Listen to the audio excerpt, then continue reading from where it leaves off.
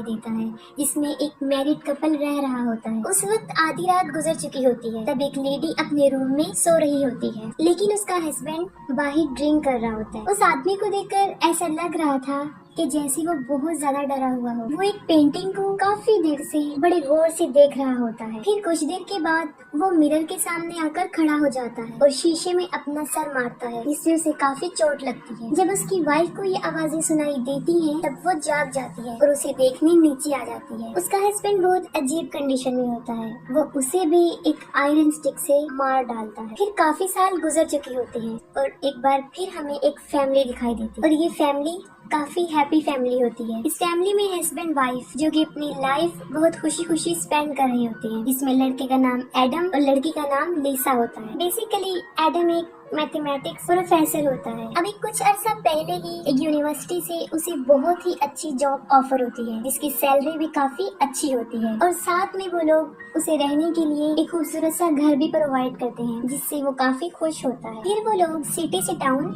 उस घर में आकर शिफ्ट हो जाते हैं। दूसरी तरफ मेलिसा प्रेग्नेंट होती है, जिसकी वजह से वो दोनों बहुत खुश होते हैं। इस बात को लेकर उन दोनों के दरमियान काफी डिस्कशन होती रहती थी कि वो बेबी बॉय होगा या फिर गर्ल। अगर बेबी बॉय हुआ तो उसका नाम एडम जूनियर रखा जाएगा और अगर बेबी गर्ल तो उसका नाम लिजा जूनियर। वो लोग अपनी लाइफ में बहुत खुश होते हैं और मजीद इस घर की वजह से। उनका घर बहुत ही खूबसूरत और काफी बड़ा होता है और वो लोग अपने बेबी के लिए उसका रूम भी चूज कर लेते हैं। और उसी दिन लिसा की बहन विकी ने उनके लिए एक गिफ्ट भेजा होता है और उसमें एक माइस्टीरियस बॉक्स होता है। एडम उस बॉक्स को ओपन करने की काफी कोशिश करता है, लेकिन वो उसे नहीं खुलता, जिससे वो उन्हें लगता है कि शायद विकी ने उनके साथ कोई मजाक किया हो। मगर फिर भी वो उस बॉक्स को रख लेते हैं और अगले दिन एडम अपने काम पर चला जाता है। लेकिन जाने से पहले वो लिसा को कुछ इंस्ट्रक्शन देता है कि वो अपना ख्याल रखेगी और वो वेट भी नहीं उठाएगी, खास तौर पर बेबी क्रिब, क्योंकि अभी तक उन्होंने बेबी के रूम की सेटिंग नहीं की थी। और वो ये भी कहता है कि हम दोनों मिलकर उसे सेट कर लेंगे। लेकिन जब एडम चला जाता है तब लिसा खुद को बहुत ज्यादा बिजी कर लेती है। वो बेबी रूम की काफी सेटिंग कर लेती है, इवन की बेबी क्रिब को भी, क्योंकि उसे नहीं लग रहा था कि वो क्रिब इतना हैवी है। फिर उसका जहन उस बॉक्स की तरफ जाता है जो एडम से ओपन नहीं हुआ था। और यहाँ पर एक अजीब चीज ये होती है कि लिसा से वो बॉक्स इजीली खुल जाता है और जब वो उसे ओपन करती है तो वो बिल्कुल खाली होता है। फिर वो उस बॉक्स को रख देती है और वॉक पर चली जाती है। तब उसे एक औरत नजर आती है जो रो रही होती है और उसकी बॉडी पर भी ब्लड लगा होता है और वो बार बार एक ही लफ्ज बोल रही थी कि मैंने अपने बच्चे को खो दिया है। उसकी ये हालत देखकर लीजा उसकी हेल्प करना चाहती थी, लेकिन वो लीजा को देखकर अजीबो अजीब बातें करना शुरू कर देती है। वो उसे कहती है कि जो बच्चा तुम्हारे पेट में है वो तुम्हारा नहीं रहेगा, वो उसे ले जाएगा और लोग भी तुमसे डरना शुरू कर देंगे। और ये भी कहती है कि तुम अपने बच्चे को बचा नहीं सकोगी। ये बातें सुनकर लीजा काफी डर जाती है और वो वापस घर आ जाती है। फिर वो एडम को कॉल करती है और सारे इंसिडेंट का उसे बताती है। लेकिन उस दिन से लीजा के साथ अजीबोगरीब होना शुरू हो जाता है। उसे बेबी रूम से किसी बच्चे की रोने की आवाजें आती हैं। फिर हालात को समझने के लिए वो ऊपर जाकर देखती है, तो जो चीज वो देखती है उसे देखकर काफी हैरान हो जाती है। वो देखती है कि बेबी क्रिब में एक बच्ची लेटी हुई है। उसे कुछ समझ नहीं आ रही होती कि ये क्या हो रहा है, क्योंकि ये कोई ख्वाब नहीं होता बल्कि हकीकत होती है। और फिर जैसे ही वो उस बच्ची को गोद में उठाती है तब उसका चेहरा अचानक से बदल जाता है और इसके बाद लीजा अपने होश खो बैठती है। और शाम को जब एडम घर वापस आता है तो वो देखता है कि लीजा काफी जख्मी हुई है और उसका काफी खून भी निकल चुका होता है। वो फौरन उसे हॉस्पिटल लेकर जाता है। फिर लीजा तो बच जाती है, लेकिन उसका मिसकैरेज हो जाता है। और इससे भी ज्यादा अफसोसनाक बात ये होती है जब डॉक्टर उसे बैड न्यूज सुनाती है कि लिसा अब कभी भी मां नहीं बन सकेगी और शायद उसका मिसकैरेज कोई हैवी चीज उठाने से हुआ है, जिससे एडम को ये लगता है कि शायद ये बेबी क्रिब की वजह से हुआ। और उसने लिसा को मना किया था, लेकिन उसने उसकी नहीं मानी। ये बात सुनकर लिसा की बहन विकी भी उनके घर आती है और वो ये डिसाइड करती है कि वो कुछ दिन लिसा के साथ ही रहे ताकि लिसा जल्दी से अपनी नॉर्मल हालत में वापस आ जाए। इस वाकये के बाद एडम कई मर्तबा लिसा से ये पूछने की कोशिश करता है कि ऐसा क्यों हुआ और उस दिन ऐसा क्या हुआ था, क्या उसने वाकई कोई हैवी चीज उठाई थी। इसके जवाब में लिसा उसे सच बता देती है, वो जंगल वाला इंसिडेंट, वो स्ट्रेंज वुमेन, फिर बेबी के रूम से बच्चे के रोने की आवाजें और वहाँ पर उस छोटे बच्चे का मिलना। और जैसे ही उस बच्ची को गोद में उठाया उसे कुछ भी याद नहीं रहा, क्योंकि तब वो अपने होश खो बैठी थी। यहाँ पर एक बात तो क्लियर हो जाती है कि उनके साथ कुछ अजीबो गरीब हो रहा था और साथ में एडम को वो मिस्टीरियस बॉक्स भी मिल जाता है जो इजीली कि ओपन हो रहा था। तब एडम लिसा को बताता है, जिस पर वो कहती है कि इस बॉक्स को तो मैंने उसी दिन खोल लिया था जब ये वाकया पेश आया। और फिर वो बिकी से पूछते हैं कि उसने उन्हें ये बॉक्स क्यों दिया जो पहले तो नहीं खुल रहा था और अब खुल चुका है और खाली भी है। जिस पर वो कहती है कि ये मैंने किसी घर की आइटम्स की सेल पर खरीदा था और मैंने इसको लिसा को गिफ्ट कर दिया। लेकिन रियलिटी तो ये होती है कि उस बॉक्स ने पहले तो बिकी को अट्रैक्ट किया और फिर लिसा को, तभी तो उसने ये बॉक्स ओपन कर लिया था। लेकिन उन लोगों को इसके बारे में कोई आइडिया नहीं होता और फिर नॉर्मल लाइफ चलती रहती है। और फिर कुछ दिन गुजर जाने के बाद लिसा को अपने घर से कुछ महसूस होना शुरू हो जाता है जिसे वो बता भी नहीं सकती थी। जैसे अक्सर घर के मिरर्स में लिसा का रिफ्लेक्शन काफी अजीबोगरीब बिहेव करता। और एक सुबह जब बिकी और लिसा योगा कर रहे होते हैं तब एक बार फिर लिसा को किसी बच्चे के रोने की आवाजें आती हैं। इस बात को वो बिकी से भी शेयर करती है।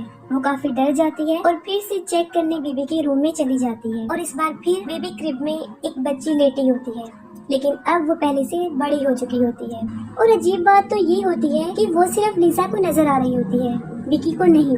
फिर वो अपनी बहन को एक्सप्लेन करती है कि वो नॉर्मल है और वो वाकई एक बच्ची को देख रही है। फिर रात को एडम देखता है कि लिसा अपने बेड पर नहीं है। वो उसे देखने के लिए जाता है। तब लिसा उसे फायर प्लेस के पास खड़ी हुई मिलती है जो कि एक पेंटिंग को मुसलसल घूर रही होती है। वो एडम को बताती है कि हमारे साथ कुछ अजीब हो रहा है क्योंकि जब हमारे साथ हादसा पेश आया तब ये पेंटिंग ऐसी नहीं थी और अब ये पेंटिंग बिल्कुल बदल चुकी है। क्योंकि पहले उस पेंटिंग में ये था कि 4 बच्चे खेल रहे थे और उन्हें एक औरत बैठकर देख रही थी, लेकिन अब ऐसा कुछ नहीं हो रहा होता। और वाकई ही वो पेंटिंग बदल चुकी होती है क्योंकि वो औरत अब अपने बच्चों की तरफ नहीं बल्कि साइड पर देख रही होती है। और इस बात को सिर्फ लिसा महसूस करती है, एडम नहीं। और वो उसे समझाता है कि तुम अपने बेबी को खो देने की वजह से ऐसी हो गई हो, जिसकी वजह से तुम काफी अपसेट हो और तुम्हारी ऐसी हालत है। और फिर बिकी के साथ भी एक अजीब चीज होती है जब वो नोटिस करती है कि मिरर उसका रिफ्लेक्शन एज इट इज नहीं दिखा रहा और मिरर में नजर आने वाली लड़की बैकी तो बिल्कुल भी नहीं लग रही थी। और फिर देखते ही देखते उसकी रिफ्लेक्शन उसे मारने की कोशिश करती है और उसके दिमाग पर ऐसा असर कर देती है कि वो अपनी बहन को बताए बगैर वहाँ से चली जाती है। लिसा को इस बात का बुरा तो लगता है,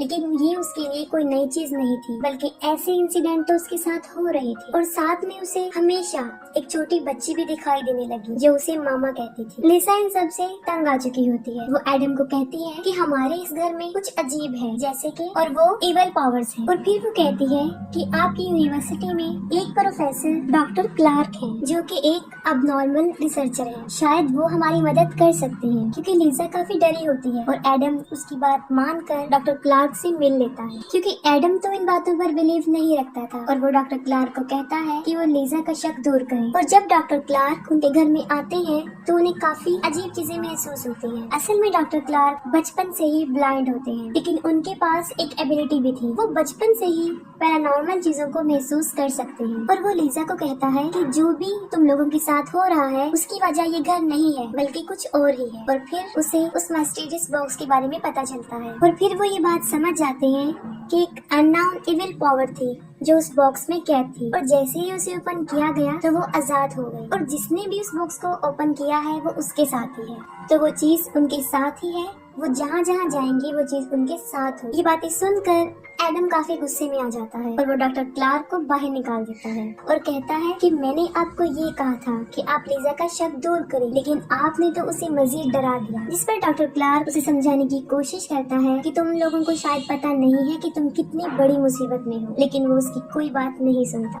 फिर उसी ही रात एडम के साथ कुछ होना शुरू हो जाता है जब उसे एक औरत और एक ओल्ड लेडी नजर आती है। वो दोनों उसे काफी डरा देती हैं और अब तो एडम को पूरा यकीन हो जाता है और वो फिर से डॉक्टर क्लार्क को अपने घर में बुला लेता है। और तब डॉक्टर क्लार्क उनकी मदद करने की कोशिश करता है। अपनी इस रिसर्च से उन्हें पता चलता है कि सब कुछ जो पैरानॉर्मल एक्टिविटीज हो रही हैं वो इस घर की वजह से बिल्कुल भी नहीं है और इस सब की होने की वजह वो बॉक्स था, क्योंकि उस बॉक्स में एक अननोन इविल एंटिटी होती है जिसका कोई वजूद तो नहीं होता और ये काफी टाइम से इस दुनिया में रह रही और इसका मकसद सिर्फ अनबॉर्न बेबी का शिकार होता है, यानी बच्चे को इस दुनिया में आने से पहले ही मार देता है। और उसकी बहुत बड़ी मिसाल लिसा थी, उसके साथ भी यही हुआ था। और लिसा के साथ कोई वाकया पेश नहीं आया होता, बल्कि उसके साथ ये सब कुछ करने वाली वो इविल एंटिटी थी। यानी हमने देखा कि एडम और बिकी ने उसे खोलने की कोशिश की, लेकिन वो सिर्फ लीजा से ही ओपन हुआ। मीन्स ये बॉक्स सिर्फ प्रेग्नेंट औरतों से ही खुलता है। बाहर आते ही उस बच्चे को वो मार देता है और जो बच्चे उसे नजर आते थे वो कोई और नहीं था बल्कि वो उसकी अनबॉर्न बेबी की टाइप्स थी कि अगर वो इस दुनिया में आ जाती तो वो ऐसी हो, और वो बच्ची स्टेप बाय स्टेप बड़ी होकर ऐसी होती। जैसे लीजा को पहले छोटी सी बच्ची नजर आई थी, फिर उससे बड़ी, और फिर वो लेडी और ओल्ड लेडी, और वो बच्ची की ओल्ड वर्जन थी। और ये इविल एंटिटी ज्यादातर मिरर्स और पेंटिंग्स में होती थी क्योंकि उसका कोई वजूद तो था नहीं कि वो दुनिया में रहती, और ये पावर लोगों के दिमाग को अपने कंट्रोल में करके उन्हें अजीबोगरीब चीजें दिखाती थी। और ऐसा उन तीनों के साथ कई दफा हो चुका था। और इस एंटिटी को मारा तो नहीं जा सकता, सिर्फ कैद किया जा सकता है, और उसे कैद करने के लिए सेक्रीफाइस करना पड़ता है। इसका मतलब ये था कि अगर उस औरत को मारा जाए तो वो एंटिटी कैद हो जाए। और यही वजह थी जब पहली फैमिली में आदमी ने अपनी बीवी को मार दिया और उनके ही घर के सामान में लीजा को वो बॉक्स बिकी ने दिया था, वहाँ से मिला था। और जंगल में नजर आने वाली औरत उस मरी हुई औरत की सोल थी जो उस एंटिटी के साथ उस बॉक्स में कैद। लेकिन एडम लीजा को मारना नहीं चाहता था। एडम बहुत कोशिश करता है कि वो लीजा को इस मुसीबत से बचा ले, लेकिन ये एंटिटी लोगों को हिप्नोटाइज करती है और लोगों को एक दूसरे से मरवाती है। अब एडम भी हिप्नोटाइज हो चुका होता है और वो उस आदमी की तरह लीजा को मार डालता है, और वो एंटिटी फिर से उस बॉक्स में कैद हो जाती है और एडम जेल चला जाता है। और जाने से पहले वो बॉक्स को बिकी को देता है।